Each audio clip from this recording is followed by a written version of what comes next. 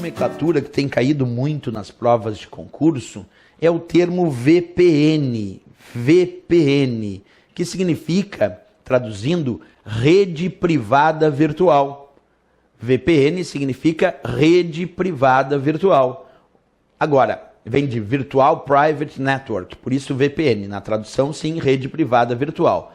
Agora, quais são as características para que tu possa chegar no dia da prova e responder a opção VPN, se esse for o questionamento? Então vamos lá, lendo atentamente.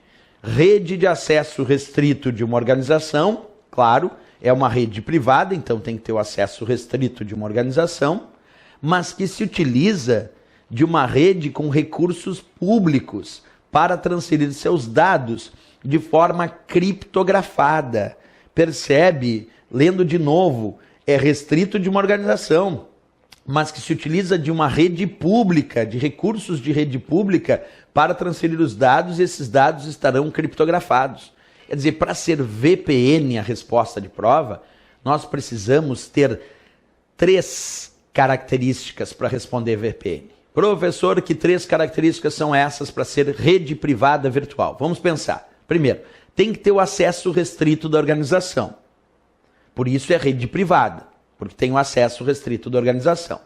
Mas se utiliza da infraestrutura de uma rede pública para realizar a transmissão de dados. Então percebe, ela é rede privada em relação ao acesso. Mas por que rede privada virtual? Virtual.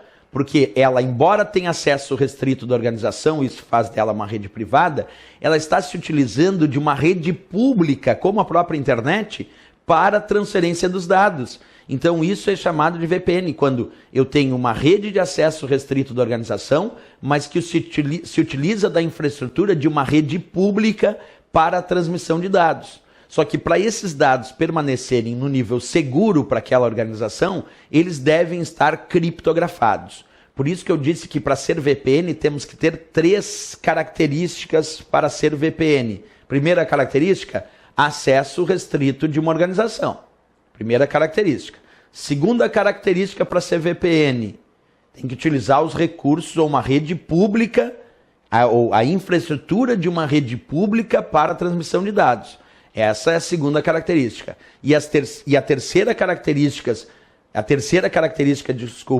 que mantém os dados de forma segura nessa rede pública, é que esses dados estejam criptografados. Então, para ser VPN, 3 características.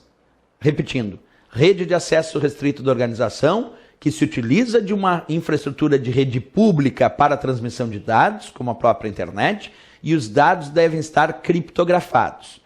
Esses dados são criptografados e são enviados numa espécie de túnel criptografado, num processo que nós vamos chamar de tunelamento. Numa VPN, os dados então são transferidos numa linha, num túnel criptografado para aquela organização. Quer dizer, usando a infraestrutura dessa rede pública, mas com um túnel criptografado para mandar os dados que sejam daquela organização. Esse processo de enviar as informações por um túnel criptografado dentro da estrutura da rede pública, nós chamamos de processo de tunelamento. Tunelamento, que é uma característica também de VPN. Tem provas que podem colocar isso também. A VPN tem como uma de suas características a transmissão de dados por tunelamento. E está certo, é como se eu estivesse usando um túnel criptografado para realizar a transmissão dos dados. Aí sim eu tenho a resposta VPN, uma rede privada virtual, certo? Vamos dar continuidade às nomenclaturas.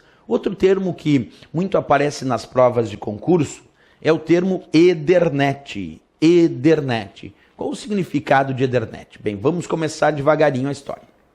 Ethernet é considerado um padrão para implementação de redes locais. Aliás, um dos principais padrões para a implementação de redes locais.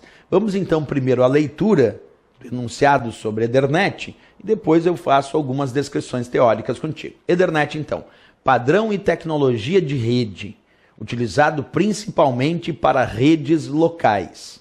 E aqui eu botei uma listinha de padrões Ethernet conhecidos. O Ethernet por si só, que é um padrão com taxas de transferência de até 10 megabits por segundo. Temos o padrão Fast Ethernet com taxas de até 100 megabits por segundo, o padrão Gigabit Ethernet de até 1 gigabit por segundo e o padrão 10 Gigabit Ethernet com taxas que vão até 10 gigabit por segundo, 10 Gbps. Pois bem, se nós temos a ideia de Ethernet ser considerado um padrão para implementar redes locais, é muito comum se tu tiver um modem, por exemplo, na tua casa e tu observar lá na parte traseira aquelas portas, provavelmente uma delas lá diga Ethernet. Ou de repente tu comprou um hub ou um switch, que nós já aprendemos aqui em aula em blocos anteriores, e de repente lá está escrito Ethernet. Aí tu compra um cabo de rede, vai ler na descrição do cabo, está escrito Ethernet. Tu compra uma placa de rede que diz lá, placa de rede 10/100, quer dizer que ela vai de 10 até 100 megabits por segundo. Então é uma placa do padrão Fast Ethernet. De repente tem uma 10/1000 que vai até 1000 megabits por segundo, que significa 1 gigabit por segundo. Então é Gigabit Ethernet. Então as placas de rede, os cabos de rede, o modem, o switch, o hub, de repente eu comprei todos eles no padrão Ethernet. Beleza, então quer dizer que eu posso conectar esse modem com esse switch, com esse cabo de rede, com essa placa de rede, porque eles estão todos no mesmo padrão. E se eu fizer as configurações adequadas, essa minha rede vai funcionar direitinho. Então quando nós pensamos em Ethernet, tem que lembrar isso. Ethernet é um padrão que indica para a indústria de hardware, indústria de placa de rede, de modem, de switch, de cabo de rede, de hub, que indica para a indústria então de hardware e também para a indústria de software, como desenvolver recursos para a conexão de redes locais. Aí várias empresas, então, diferentes vão produzir placas de rede naquele mesmo padrão Ethernet, e aí eu posso conectar um computador com uma placa de rede de uma marca, com um computador com uma placa de rede de outra marca, com um switch que foi produzido por um outro fabricante. Se eles estiverem todos no mesmo padrão, não importa que eles foram produzidos por fabricantes diferentes, se eu conectar eles entre si, vai funcionar direitinho. Isso porque eles estão respeitando um mesmo padrão chamado Ethernet, que, como eu disse, é um padrão muito indicado aí para conexão de redes locais. Aqui eu fiz então a tabelinha dos níveis de conexões do padrão Ethernet. Sempre é bom relembrar de novo, né, só para consolidar. O Ethernet, então, tradicional era 10 megabits por segundo, o Fast Ethernet até 100 megabits por segundo, o Gigabit Ethernet até 1 gigabit por segundo, que é a mesma coisa do que aproximadamente 1000 megabits por segundo, e o 10 Gigabit Ethernet, um padrão muito rápido, que vai até 10 gigabits por segundo.